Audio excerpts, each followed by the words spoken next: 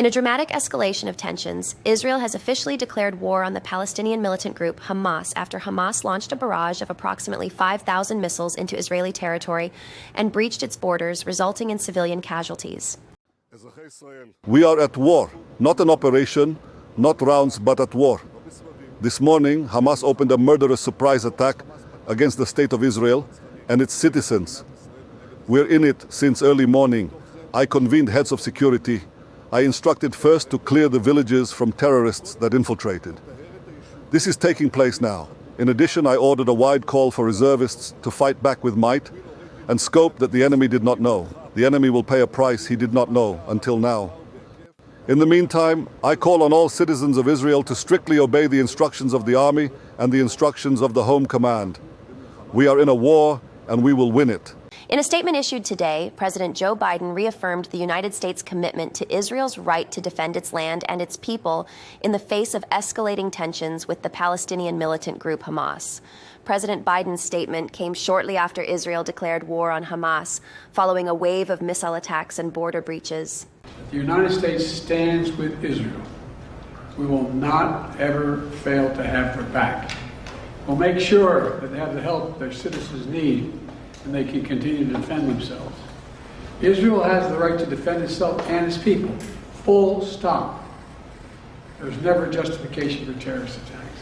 And my administration's support for Israel's security is rock solid. Conservatives in the United States are voicing strong criticism of the Biden administration following allegations that abandoned American weapons from the botched Afghanistan withdrawal in 2021 may have fallen into the hands of Hamas militants.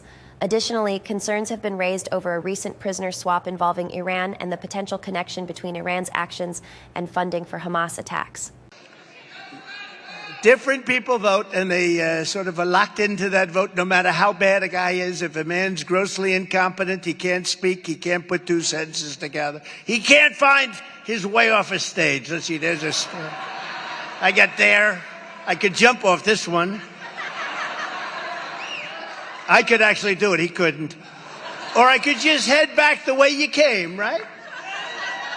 It's pretty amazing. I watched the other day, two entrances, two exits, and he couldn't figure out how the hell do I get out of here? And he just made a statement on Israel. It lasted for less than 2 minutes, which is better than usual when you think of it. And naturally, he didn't take any questions. He doesn't take... I take questions from everybody. And don't kid yourself, the stupidity of Afghanistan, what happened there is one of the reasons that Putin went in and one of the reasons that China's so aggressive all of a sudden. They weren't aggressive with me at all. They were very nice. They were very nice. I got along very well with them. They weren't aggressive. And Putin would have never gone into Ukraine. He would have never even thought about going... We talked about it. They hated that I got along with him. You know, they think it's a terrible thing to get along. They said about President Xi, they asked me, I said, yes, he's a very smart man. The headlines are, Trump says that President Xi of China is smart, meaning it's a compliment. I said, no, what am I supposed to say?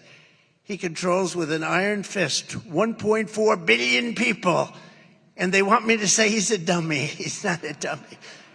And they've got our number now because we've got a dummy. We have a legitimate dummy. We have a legitimate dummy. No, he spends so much time at the beach. You know, how do you do that? And, you know, I have a much better body than him. But I'm not really sure that I want to expose it with the sun blaring down and the sand, the surf, the wind, you know. I mean, you know, it's not a pretty sight. And they make those chairs, they're actually miracles. They weigh like 3 ounces. They're meant for a child to carry.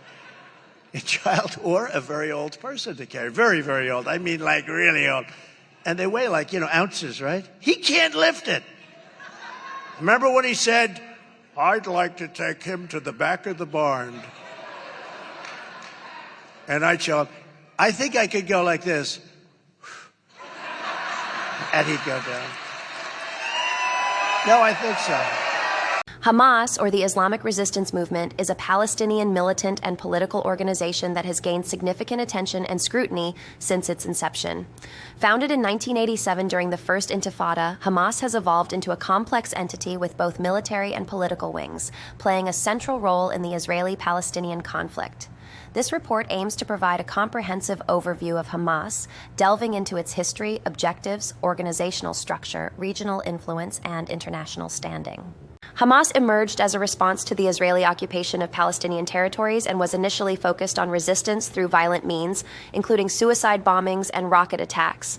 Its founding charter, known as the Hamas Covenant, calls for the liberation of all Palestinian territories, including Israel, and the establishment of an Islamic State in historic Palestine.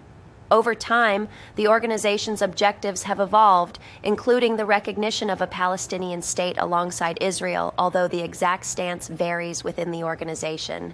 Hamas is regarded as a terrorist organization by Israel, the United States, the European Union, and several other countries. Its inclusion on these lists has complicated its diplomatic efforts. However, some nations, particularly in the Arab world, recognize Hamas as a legitimate political entity representing Palestinian interests. That does it for today's newscast. Remember, I'm the fake one. You all are the real ones. Remember that during times of war and destruction, it can become very easy to trust fake news. The fog of war is real. Make sure you verify your sources before you believe them.